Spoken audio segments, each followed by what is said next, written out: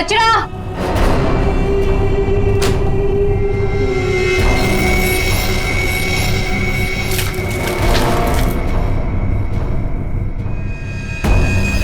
इसको सही जगह फेंकना और संभाल के देना, कोई देखे नहीं। आप चिंता मत कीजिए, मैं सब संभालूंगी।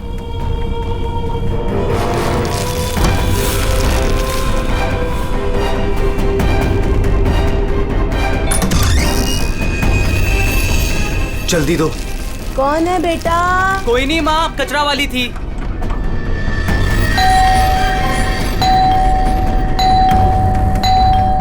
अरे कौन है? कचरा। अरे आ रही हूँ। क्या बैग खराब कर देगी? है? तू कौन है? मैडम, मैं ना नई सफाई वाली है। वो क्या है ना, सविता गांव गई है तो उसकी जगह मेरे को रखा है यहाँ पे। ये सेक्रेटरी भी ना इन्फॉर्म ही नहीं करता है और किसी को भी रख देता है काम पे। क्या मैडम, सुबह सुबह चिलम चिली करने का। लाओ, वैसे भी मेरे को 10 और घरों में जाना है। लाओ जल्दी दो। है तेवर तो देखो, जैसे ऑफिस ही जाना है तुझे। चल जा, नहीं देते डब्बा। हाँ हाँ तो मत दे। वैसे भी तेरे कचरे से कितनी बदबू आ रही है। अच्छा, परफ्यूम मार के दूं कचरा तुझे? अरे तो मैं मरी नहीं चाह रही हूँ लेने के लिए। बात तो ऐसे करी है जैसे लगता है कचरा नहीं सोना मांग लिया हो। एक मिनट, कहीं आप वही झगड़ालू औरत तो नहीं जो घड़ी घड़ी सबसे झगड़ा करते फिरते रहती है? हाँ, अरे बहुत किसे सुने हैं आपके बारे में। हाँ ए लड़की, मुझसे सवाल चला रही है तू? हाँ, औकात क्या है तेरी? क्या हुआ? सुबह सुबह ये चिल्लम चिल्ली क्या चल रही है? देखो ना मैडम, मैं ना नई सफाई वाली कचरा लेने के लिए आई थी। वो सविता ना गाँव गई है, उसकी जगह मेरे को रखा है यहाँ पर। मैडम से कचरा क्या मांग लिया? ऐसा लग रहा है कि इसका कचरा बेच करके कोई सोने का महल बना लेगी मैं।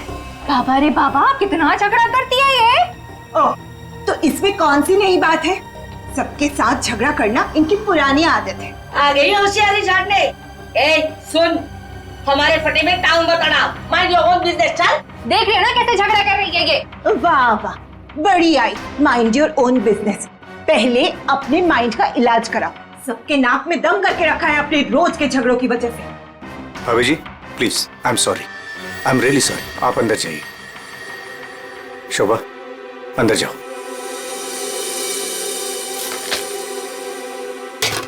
जाओ। खाली लड़ते रहती है, पता नहीं कैसी औरत है ये। आपको बीच में आने के लिए किसने बोला? हाँ, अगर आप बीच में नहीं आते थे ना तो उस रत्ना की बच्ची को देख लेती थी मैं। मुझे अंदर ले आए सो आए। आपने सॉरी बोला उसे? सॉरी बोला? अरे किससे पूछ के सॉरी बोला? हमेशा से गलत काम करते हो, हमेशा से गलत काम करते रहते हो। हाँ हाँ हाँ, सब हमारी गलती है, हमारी गलती है सब। लोग हमसे बात नहीं करते, लोग हमें देख करके दूर भाग जाते हैं, कोई हमें अपने घर में नहीं बुलाते, सब हमारी गलती है। शोभा प्लीज देखो, शोभा इस तरह से बात बात में लोगों के साथ झगड़ा करना बंद कर दो। देखो शोभा, तुम जानती हो इस वजह से लोग हमारे घर को कितने बदनाम कर चुके हैं। यहाँ तक कि सोसाइटी वाले पुलिस की धमकी दे चुके हैं। अरे वो क्या पुलिस कंप्लेंट करेंगे? मैं खुद पुलिस स्टेशन जाऊंगी और एक एक को ठीक से देख लूंगी। और आप उनकी साइड ले रहे हो? उनकी? आपको अपनी बीवी की कोई फिक्र नहीं है क्या?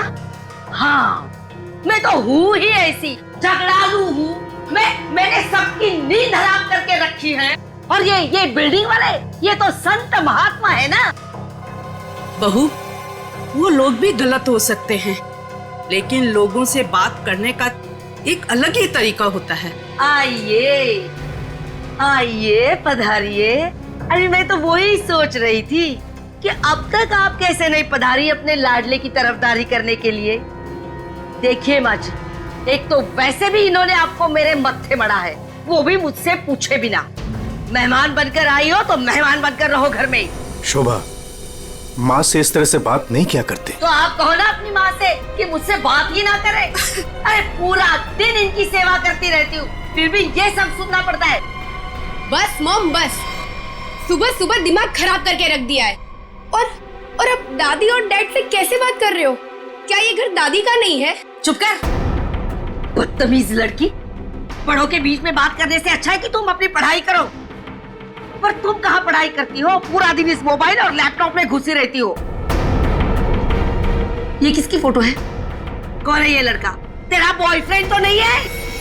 मॉम, जैसे अभी आपने बताया ना कि मैं आपके मामले में इंटरफेयर ना करूं, वैसे आप मेरे मामले में इंटरफेयर ना करें तो अच्छा होगा। बदतमीज लड़की, मुझसे जबान लड़ा रही है तू? बड़ों से बात करने का तमीज नहीं है तुझे?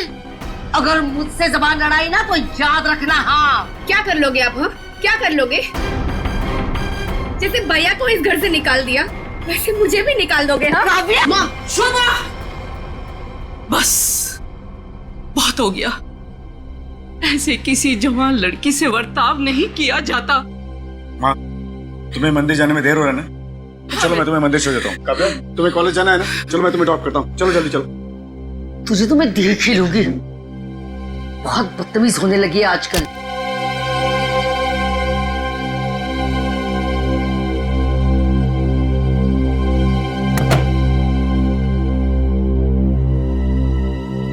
आने दो इस बुढ़िया को मंदिर से, दरवाजा ही नहीं खोलूंगी। देखती हूँ अंदर कैसे आती है।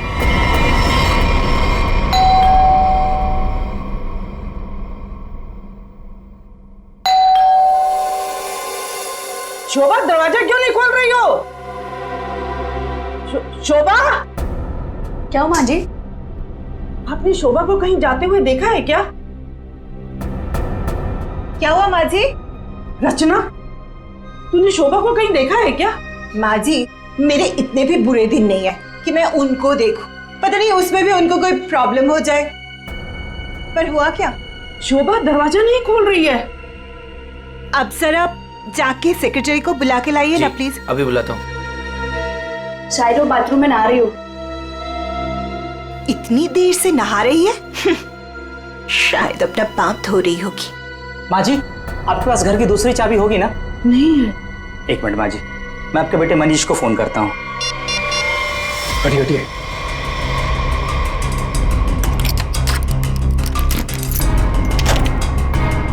माँ, दरवाजा अंदर से बंद है।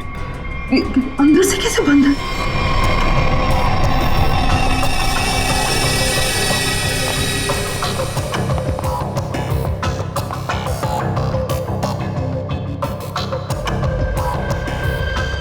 सर, घाव काफी गहरा है। लगता है किसी भारी चीज से वार किया गया है।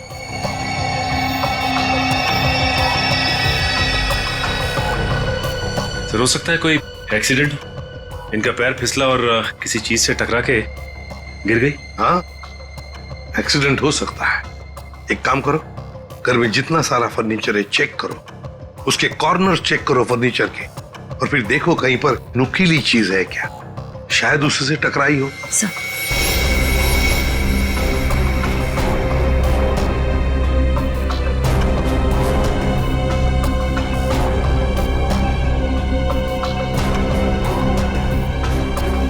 सर। हाँ निखिल।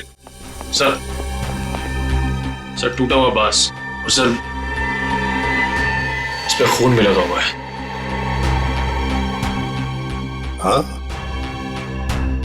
लगता है खूनी ने ये बाज बेचारे शोभा के सिर के पीछे मारा है इससे जोर से, और फिर शायद शोभा अपनी जान बचाते बचाते यहाँ से बाहर गई, गिर गई और फिर दम तोड़ दिया होगा। लेकिन सर, दरवाजा तो अंदर से बंद था, कुंडी लगी हुई थी, तो फिर खूनी घर से बाहर गया कैसे होगा?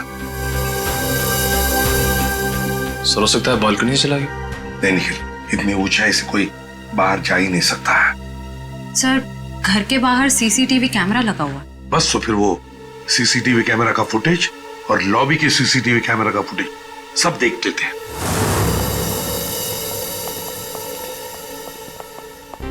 मनीष जी, आज सुबह आप, आपकी माँ और बेटी काव्या जब घर से बाहर गई तब शोभा जिंदा थी, है ना?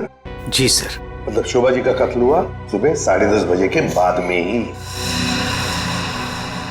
पर काव्या, तुम 11 बजे कॉलेज से वापस क्यों आ गई थी? देखो, चुप रहने का कोई फायदा नहीं है। हमने लॉबी के सीसीटीवी फुटेज में देख लिया है। तुम ठीक 11 बजे बिल्डिंग में अंदर आई थी। काव्या, तुम कॉलेज नहीं गई? वो मेरा फ्रेंड अश्मित हमारी विंग में रहता है, मैं उसी से मिलने वापस आई थी। अपने बॉयफ्रेंड से मिलने गई उसी वक्त जिस वक्त अपनी मां का कत्ल हुआ।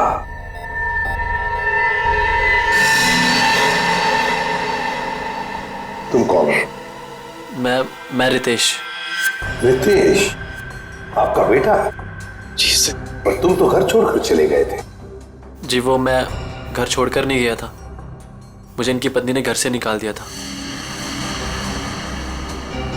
मतलब तुम्हारी मां ने, यही आदर रखते हो अपनी मां के लिए, यही संस्कार दिया? जब तुम यहां रहते नहीं थे तो किस लिए आए थे यहां पर? जी वो मैं किशोर से मिलने आया था। सर अगर आपने सीसीटीवी फुटेज देखा होगा तो आपने देखा होगा कि मैं अपने डॉग को बाहर घुमाने लेके गया था।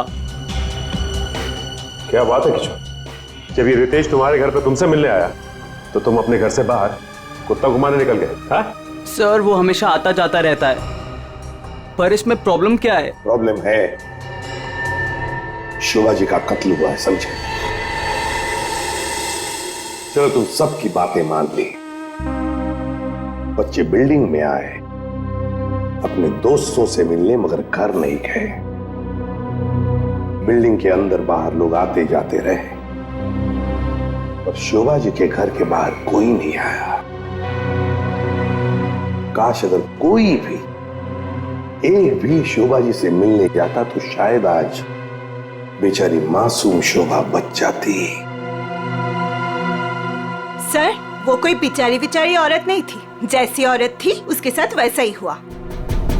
क्या मतलब? माफ कीजिएगा मनीष भाई, सोसाइटी की इज्जत का सवाल है। सर शोभा जी का सोसाइटी में किसी के साथ भी बिहेवियर अच्छा नहीं था। आए दिन छोटी छोटी बातों में झगड़ा करती थी। इवन सर आज भी उनका झगड़ा हुआ था। झगड़ा हुआ था? किसके साथ? इनसे, रचना जी से। ओह सर मैं सर मैंने उसको नहीं मारा सर, मैंने तो कभी किसी मच्छर को भी नहीं मारा सर। एसीपी साहब, इन सोसाइटी के सारे लोगों को मैं जानता हूं, इनमें से ऐसा कोई नहीं है जो शोभा को इस तरह से मार सके। और शोभा जी का खून तो हुआ है ना, किसी ने तो किया है। अरे तारिका, ये क्या कर रही हो? ऐसा क्या करते हो डॉक्टर साहब ने? करने दीजिए ना सर, कुछ भला करने जा रही है तो उसे टोकना ठीक नहीं है ना सर? अरे नहीं, मैं जानता हूं अच्छी तरह से।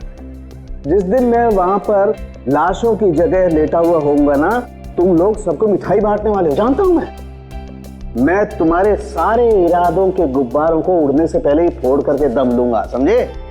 हमारी वजह से आप बच गए सालू के साहब, वरना तारिका ने तो आपका सर फोड़ ही दिया था।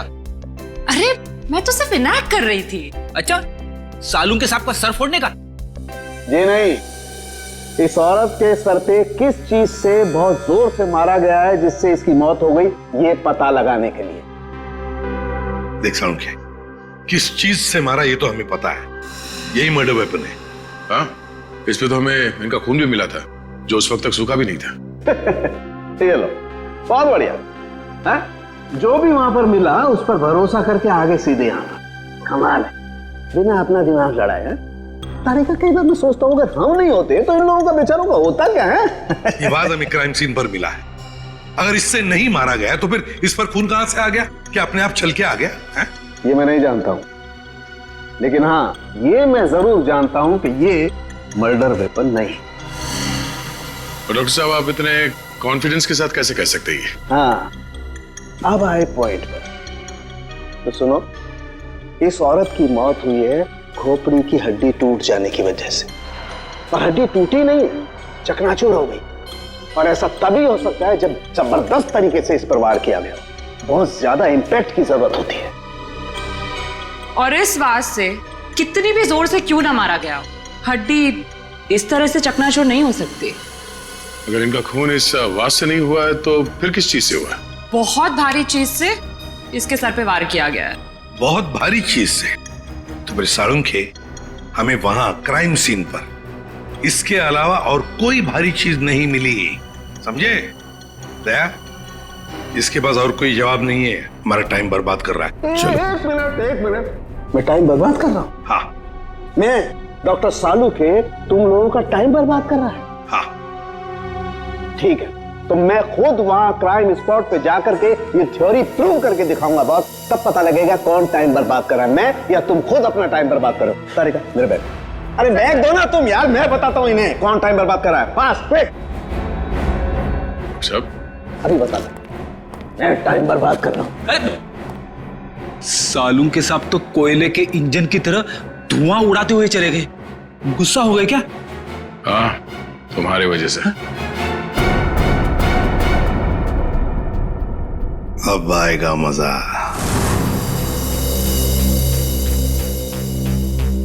सब कुछ ढूंढ लिया, आप क्या ढूंढेंगे? अपना सर ढूंढो। कहा था ना यार तुमसे, कोई भारी चीज से मारा गया तो भारी चीज ढूंढो ना प्लीज। साहब क्या लगता है, किससे मारा होगा? सर क्या इससे मारा होगा? नहीं, इससे नहीं हो सकता। सर ये देखिए सर, काफी भारी है सर, इससे मारा होगा। सर पे मार के देखो, अगर सर खुल जाएगा तो मान लो। आपके सर पे कैसे मार? शट अप यार, सालों की क्यों टाइम बर्बाद कर रहा है हमारा तू? बॉस प्लीज मुझे ढूंढने दो। एक काम करो, आप लोग बैठो, मैं जरा ढूंढता हूँ प्लीज।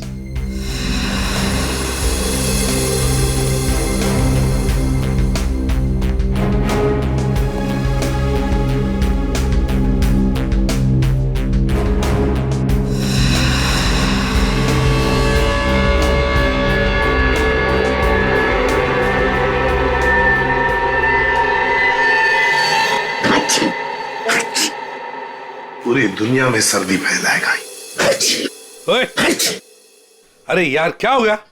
सर क्या हुआ, आप इतना चीख क्यों रहे हैं? मसाला मसाला मसाला।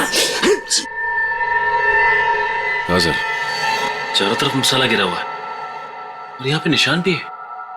लगता है मसाला कूटने का खलबट्टा रखा था यहाँ पे। सर बट्टा तो काफी भारी भी होता है।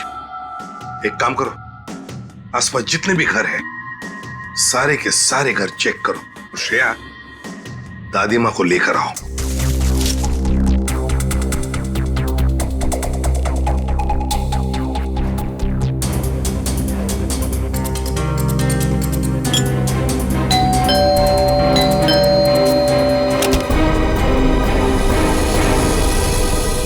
आप लोग? हमें आपके घर की तलाशी लेनी है। लेकिन खून तो वहां हुआ है, आपको यहाँ क्या मिलेगा? देखिए, आपकी बिल्डिंग में खून हुआ है। क्या आप चाहती हैं कि एक और खून हो जाए? प्लीज हमें अपना काम करने दीजिए। ओके, आइए।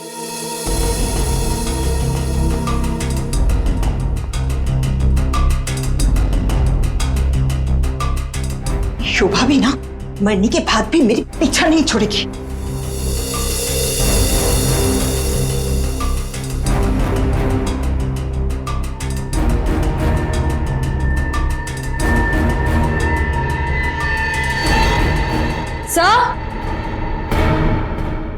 आश्रया, सर ये देखिए। सर ये तो हमारी है। नहीं नहीं, ये तो हमारा है। आंटी जी को कोई गलतफहमी हो रहा है। सर इसके नीचे शोभा का नाम लिखा हुआ है।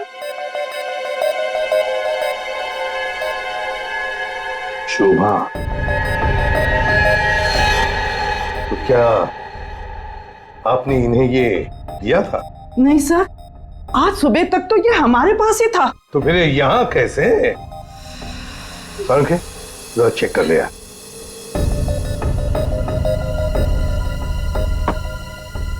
वो क्या है ना सर, मैंने गुल्लू के पापा को छोले खिलाने का वादा किया था। शोभा जी तो मर ही गई थी, वो इससे क्या करती, इसलिए मैं ये लेके चली आई। मैंने कोई खून नहीं किया सर, मैं सच बोल रही हूँ सर, मैंने कोई खून नहीं किया। बॉस, इन पर तो कहीं भी खून के ट्रेसेस नहीं। खून का निशान नहीं? मतलब ये मर्डर वेपन नहीं है? मुझे लगता है शोभा ही हमें बताएगी कि उसका खून कैसे हुआ है और किसने किया।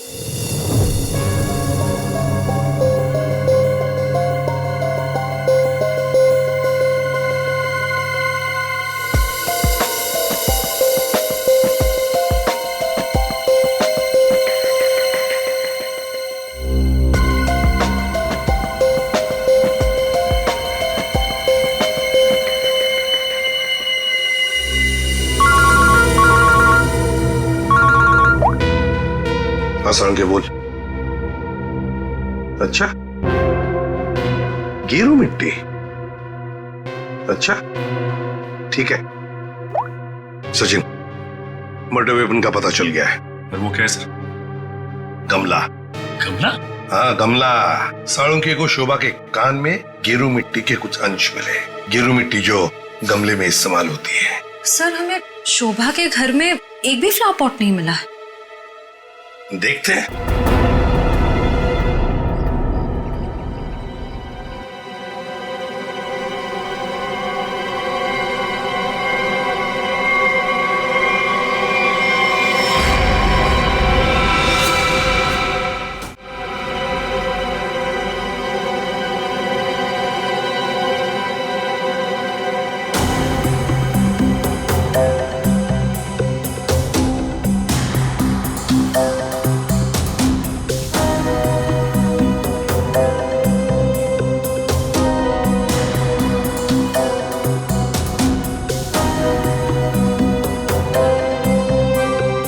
गमला यहीं पर गिरा है।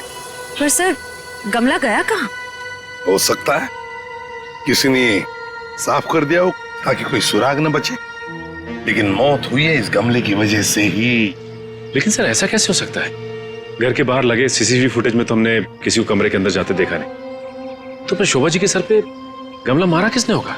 वही तो समझ में नहीं आ रहा है सचिन कि गमला मारा किसने, और फिर इतने जोर से मारा है कि किसी इंसान की जान ही चली जाए। हाँ सर, सवाल ये भी है कि बंद कमरे से खूनी बाहर गया कैसे? जमीन चीर के या आसमान फाड़ के? जमीन चीर के तो नहीं निखिल, जमीन चीर के नहीं, आया होगा तो आसमान फाड़ के ही। 1 2 3 4 5 6 7वीं मंजिल पर शोभा जी रहती है, वो रही उसकी बालकनी, और बिल्कुल उसी के ऊपर है 8वें मंजिल की बालकनी।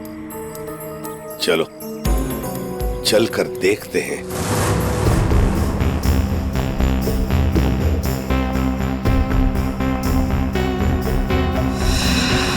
सर? हाँ श्रेया। सर ये देखिए, स्टैंड जैसा कुछ है। स्टैंड जैसा तो है।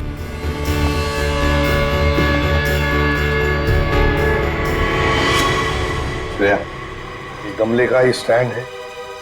गमला इसी स्टैंड पर था। ये देखो, यहाँ से गमला यूं धक्का मार के नीचे फेंका गया। ये फ्लैट किसका है? सर किसी एनआरआई का है, और बिल्डिंग का सेक्रेटरी होने के नाते इसकी चाबी सिर्फ मेरे पास ही रहती है सर। क्या हाल फिलहाल में यहाँ पर कोई आया था? मुझे नहीं पता। तुम्हें पता नहीं? तो फिर इसका एक ही मतलब हो सकता है कि जबकि इस फ्लैट की चाबी सिर्फ तुम्हारे पास ही है, तो इस फ्लैट में भी सिर्फ तुम ही आए होंगे। ये क्या कह रहे हैं सर? मेरे कहने का मतलब है कि फ्लैट की चाबी उन्होंने मुझे दी थी। क्या है सर कि सारे एम्प्टी फ्लैट की चाबी ऑफिस के ड्रॉअर में होती है। एजेंट लोग सर कभी भी आते जाते रहते हैं, तो सर मैं 24 घंटे उनके लिए घर पे थोड़ी ना रहूंगा सर। ये खाली फ्लैट्स की चाबियां ऑफिस में रहती है, ये बात सबको पता है? हाँ, हमारे सारे रेजिडेंट्स और सारे कमिटी मेंबर्स को ये बात पता है। हमारे अलावा कोई भी कभी भी ऑफिस जाकर चाबी ले सकता है। वाह, देखा कितने अच्छे सेक्रेटरी है ये सोसाइटी के, जबकि सारी जिम्मेदारी तुम्हारे ऊपर है। फ्लैट के अंदर कोई भी घुस सकता है, कुछ भी कर सकता है। यहाँ तो एक खून हुआ है, खून, समझे? और ये जिम्मेदारी सिर्फ तुम्हारी है। सर खून तो शोभा जी के फ्लैट में हुआ है सर, इससे इस फ्लैट का क्या कनेक्शन हो सकता है सर? जाइए, आप जाइए नीचे और सबको इकट्ठा कीजिए, सारे रेसिडेंट्स को कंपाउंड में। जाइए जल्दी। जी सचिन, ये देखो, हम हैं 8वें मंजिल की बालकनी पर और शोभा जी रहती थी 7वें मंजिल पे। जब शोभा जी वहां अपनी बालकनी से बाहर झुकी होगी किसी काम की वजह से, तब 8वें मंजिल के मतलब यहां से वो गमला शोभा जी के सिर पर मारा गया, ठाम करके ऐसे।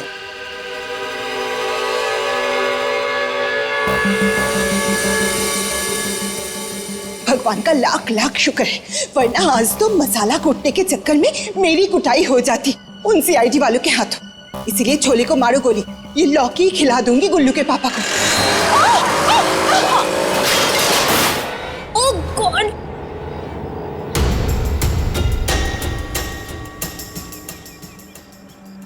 किया? आज तो शायद लॉकी भी नसीब में नहीं है। एक्सक्यूज मी, हाँ गलती आपकी है। एक तो आप मेरे बीचों बीच आ गई, उल्टा आप मुझे सुना रही हैं।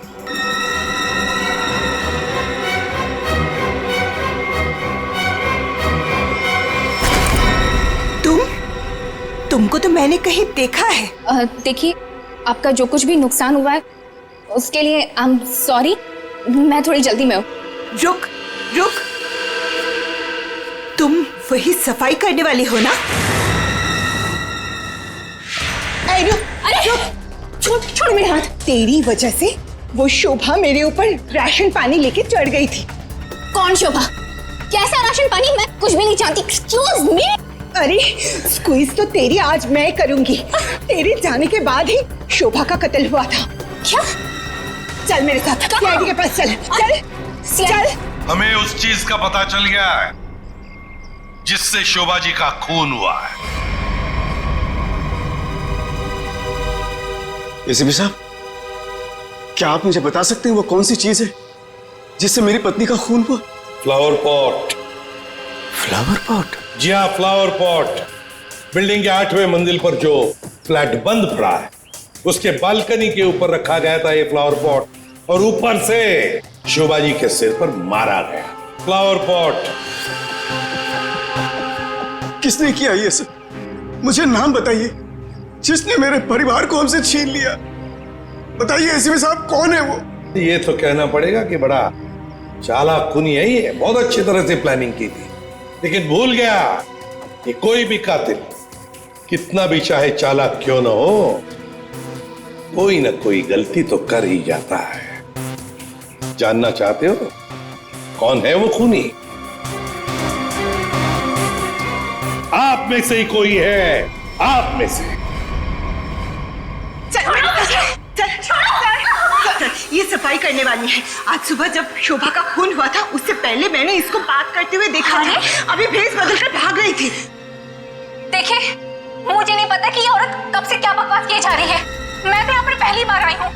मेरा हाथ छोड़ो ना। मैं सच बोल रही हूँ, मैंने इससे झगड़ा करते हुए देखा था। मुझे तो लगता है यही खूनी है सर। क्या बकवास किए जा रही हो तुम? हम पता लगा लेंगे।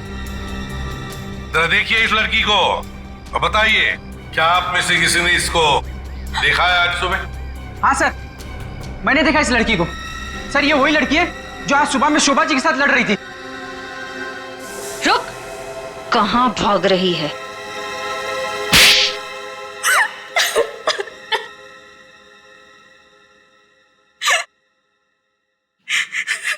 ये सब रोना धोना बंद करो और बताओ कौन कौन है इसके पीछे। तुम्हारे अकेली का काम नहीं है ये। बताओ जल्दी। कौन कौन मिला हुआ है तुम्हारे साथ इस काम में? है? क्यों खून किया शोभा का? खून? नहीं नहीं सर, मैंने कोई खून नहीं किया। मुझे कुछ नहीं पता, मैं सच कह रही हूँ। जमाना बड़ा बदल गया है सर। इतनी महंगी घड़ी और ब्रांडेड चप्पलें पहन के घूम रही है। यहाँ तो सीआईडी में ईमानदारी से काम करने के बाद पिछले 5 साल में ये वाले जूते पहन पाया हूं मैं। हाँ, सच कह रहे हो फ्रेडी। लेकिन ये है ना, मुखौटा पहनी है सफाई कामगार का, है तो कोई और ही। पूर्वी, ऐसे नहीं बताइए। हाँ बोल नहीं, प्लीज प्लीज मैम, मुझे मत मारिए। मैं बताती हूँ, मैं सब सच बताती हूँ। दरअसल मेरे पास एक फोन कॉल आया था। कौन लोग थे मुझे नहीं पता, लेकिन वो लोग शोभा से बदला लेना चाहते थे। बदला कैसे लेना है वो सारे इंस्ट्रक्शन मुझे फोन पर बताती है गए थे। मैंने बस उसे फॉलो किया था और कुछ नहीं किया था, खून नहीं किया था सर। एक अनजान आदमी ने तुम्हें फोन कॉल किया और तुम उसकी मदद करने के लिए तैयार हो गई? हाँ सर। ऐसी क्या दुश्मनी थी तुम्हारी शोभा से? सर, शोभा अच्छी औरत नहीं थी। वो बहुत ही घमंडी और झगड़ारू किस्म की औरत थी। समय एक स्टोर में सेल्स गर्ल का काम किया करती थी। मेरे स्टोर में आई वो एक दिन, नेल पेंट दिखाने के लिए कहा। नेल पेंट का ढक्कन जब मैं खोल रही थी तो सर गलती से वो नेल पेंट की कुछ बूंदें उसके साड़ी के पल्लू पे गिर गई थी सर। उसके बाद उसने जो हंगामा खड़ा किया मैंने उससे माफी मांगी, मिन्नती की कि प्लीज मुझे माफ कर दीजिए, लेकिन उसने मेरी एक बात भी नहीं मानी। मैनेजर के पास चली गई सर। मैनेजर ने मुझे नौकरी से बाहर निकाल दिया। 2 महीने तक मुझे कहीं कोई नौकरी नहीं मिली। घर का किराया तो दूर, खाने तक को मेरे पास पैसे नहीं थे। मकान मालिक मेरे सिर पर चढ़ करके मुझे परेशान करने लगा, कहा कि निकलो मेरे घर से। सर, उसने मेरी पूरी जिंदगी तबाह कर दी। फिर मैंने ठान लिया था कि उस शोभा से मैं बदला जरूर लूंगी। इसलिए तुमने कानून को अपने हाथ में लेने का फैसला किया है? सर, मैं मानती हूँ कि मुझसे बहुत बड़ी गलती हो गई। प्लीज आप लोग मुझे माफ कर दीजिए, प्लीज। ये लो, सब कुछ मान लिया तो माफी मिल गई, ऐसे लगता है तुम्हें? है? तुम्हारी सजा हम कम कर सकते हैं, मगर एक शर्त पर। हाँ सर, मुझे आप लोगों की सारी शर्त मंजूर है। बताइए मुझे क्या करना होगा। तो ये बताओ कि फोन पे एग्जैक्टली क्या इंस्ट्रक्शन दिए गए थे तुम्हें? मुझे बस वो फ्लावर पॉट गिरने के बाद उसे साफ करने के लिए कहा गया था। वो फ्लावर पॉट जैसे बालकनी से शोभा के सर से टकराकर नीचे गिरा, तो मेरे पास उसे झट से साफ करके वहां से मैं निकल गई। बस यही किया था मैंने। वो फ्लावर पॉट किसने फेंका था? Flower pot? नहीं, किसी ने फेंका नहीं था। किसी ने नहीं फेंका? ये कैसे हो सकता है? कोई तो ऊपर था फेंकने वाला। नहीं सर, मैं सच कह रही हूँ, वहाँ पर कोई नहीं था। वो फ्लावर पॉट अपने आप गिरा था। कौन था ऊपर? यकीन कीजिए, मैं क्यों झूठ बोलूंगी आप लोगों से।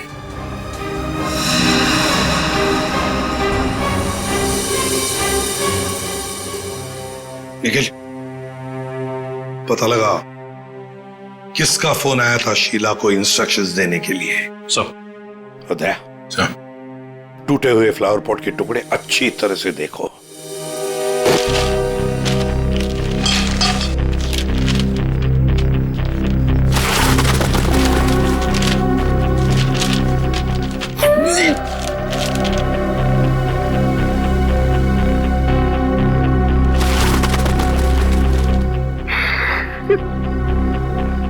सीआईडी पे इतने साल काम करके यही इज्जत मिली।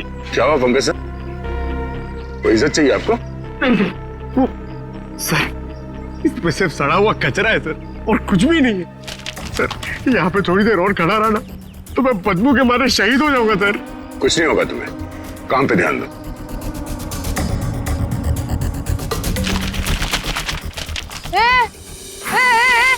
ये क्या कर रहे हो? ये मेरा इलाका है, यहाँ मैं किसी और को कब्जा जमाने नहीं दूंगी। अरे कौन कब्जा करना चाहता है? मेरा बस चले तो मैं खुद यहाँ से सलट लूं। तो फिर मेरे इलाके में कचरा चुनकर ये मेरे पेट में लात क्यों मार रहे हो? अरे मेरी माँ, आपके पेट पे कोई लात नहीं मार रहा है, मैं खुद यहाँ पे अपनी नौकरी बचा रहा हूँ। देखो, तुम लोग जाओ यहाँ से, ये मेरा इलाका है, मैं किसी और को कचरा चुनने नहीं दूंगी। जाओ जाओ। हम लोग सीआईडी से हैं और इस कचरे में सुराग ढूंढ रहे हैं। हाँ? सीआईडी? रुक रुक, देखो जरा, चलो। सर, हाँ, सर पे पैर रख के भाग गई सर। आपको थोड़ा सॉफ्ट रहना चाहिए, आपको देख के डर के भाग गई। सर वो टाइम नहीं ना, वो कचरा।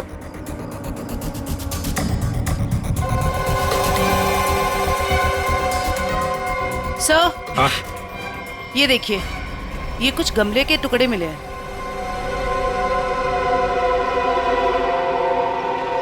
अच्छा, खून लगा हुआ है। हाँ दया, लगता है ये वही फ्लावर प्लॉट है जिससे खून हुआ है। अब ये खून शोभा का है या नहीं, ये तो फोरेंसिक लैब से ही पता चल जाएगा। लेकिन और भी तो कुछ होना चाहिए यहाँ पर, और कुछ होना चाहिए। देखो जरा, अच्छी तरह से देखो दोबारा। सर बाकी तो हमने हर जगह देख लिया सर, और ऐसा कुछ मिला नहीं जो। देखो तो सही। यहाँ मैंने कुछ नहीं किया साहब, मैं निर्दोष हूँ साहब, मैं निर्दोष हूँ। कुछ नहीं किया तो हमें देख के भागी क्यों? वो साहब, बिरजू कह रहा था कि जब भी पुलिस वाले देखो ना तो अपनी जान बचाओ और भागो, पता नहीं फिर कब मुसीबत में फंस जाए। एक मिनट एक मिनट एक मिनट, देखो किसी भी मुसीबत में नहीं फंसोगे तुम, इतना बताओ। क्या सुबह तुमने यहां से कुछ कचरा उठाया था? हाँ? घबराओ मत, उठाया था कचरा? हाँ, उठाया तो था, इस थैले में ही है। दिखाओ जरा। नहीं नहीं, मैं नहीं दूंगी, ये मेरी रोजी रोटी है साहब। अरे हमें उसका भजिया नहीं तलना है, हमें सिर्फ ये देखना है कि उसके अंदर क्या है। इधर दो।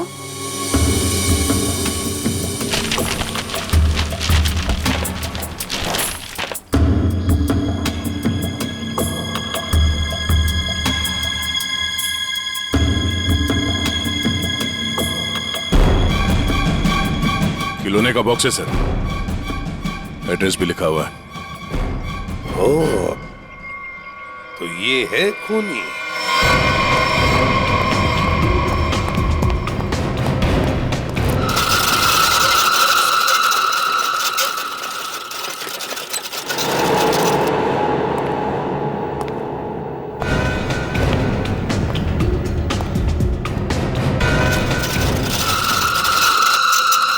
कौन है? कौन है? अरे कौन है? यहाँ सामने आओ। कौन है?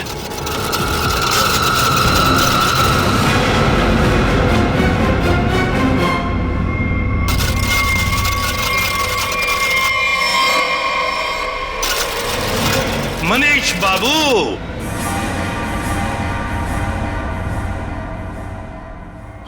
हाँ, खिलौनों के साथ बहुत खेल खेल लिए, अब ये तुम्हारा खेल खेलना खत्म। मैंने आगे रास्ता बंद है। मैंने कुछ नहीं किया। अब ये बता, शोभा को क्यों मारा तुमने? मैंने नहीं मारा, मैंने नहीं मारा।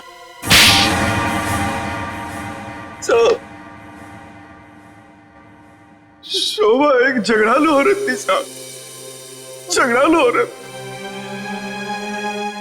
हमेशा गालियां देती थी साहब, हर छोटी मोटी बात पे चिल्लाती थी, भद्दी भद्दी गालियां देती थी। आतंक था साहब उसका एक। हम सबको वो मेंटली टॉर्चर दे रही थी साहब, लेकिन फिर भी हम सबने सहा, हर बात को सहा साहब। जब तक ये बात घर के चार दीवारी तक थी तब तक तो ठीक था, लेकिन धीरे धीरे ये बात साहब घर के चार दीवारी से बाहर निकल के मोहल्ले तक फैल गया। आए दिन लोग पड़ोसी हमारे पास आते थे कंप्लेन लेकर के, शोभा ने किसी का झगड़ा किया, मारपीट किया। तंग आ चुके थे साहब, हम लोग तंग आ चुके थे।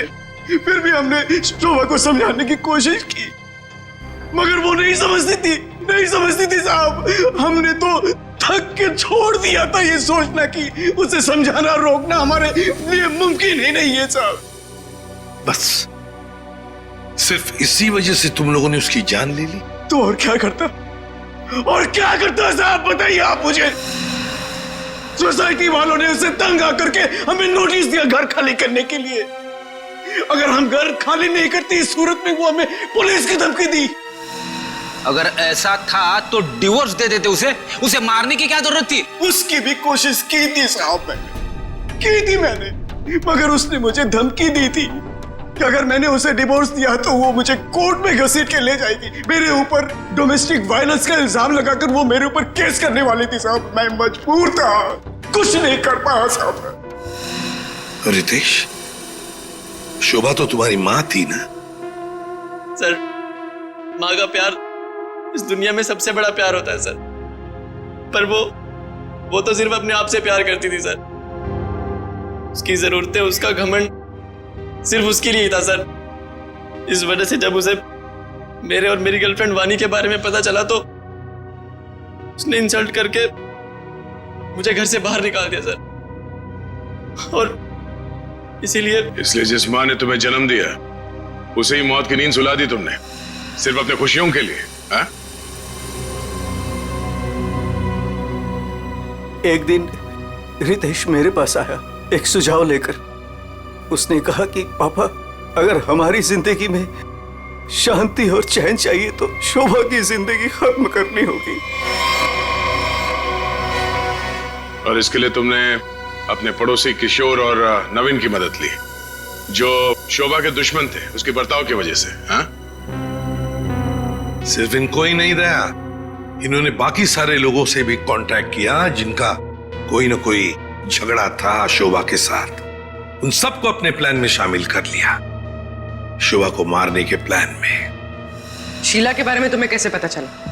काव्या ने मुझे बताया उस दिन शीला और शोभा के झगड़े के बारे में, क्योंकि काव्या शोभा के साथ ही स्टोर में गई थी। तो तुम्हारे इस प्लान को अंजाम देने के लिए कोई बाहर वाला चाहिए था, और ये शीला इस काम के लिए एकदम परफेक्ट थी, और इसे शोभा से बदला लेना था, इसलिए ये भी मान गई। हैं? वैसे सारी प्लानिंग की कैसे तुम लोगों ने, बताओ जरा। नवीन ने ऑनलाइन पर ट्रॉली बुक की थी।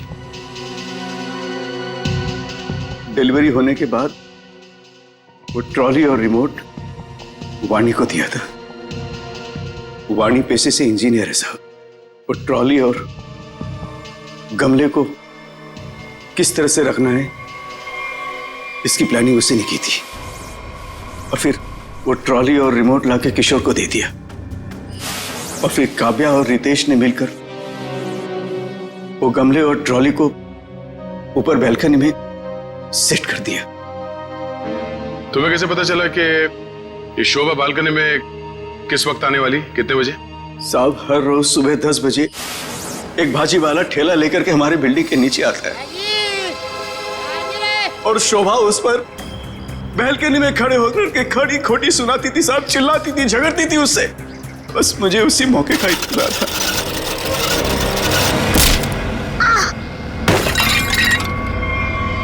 और फिर मैंने मां को फोन किया।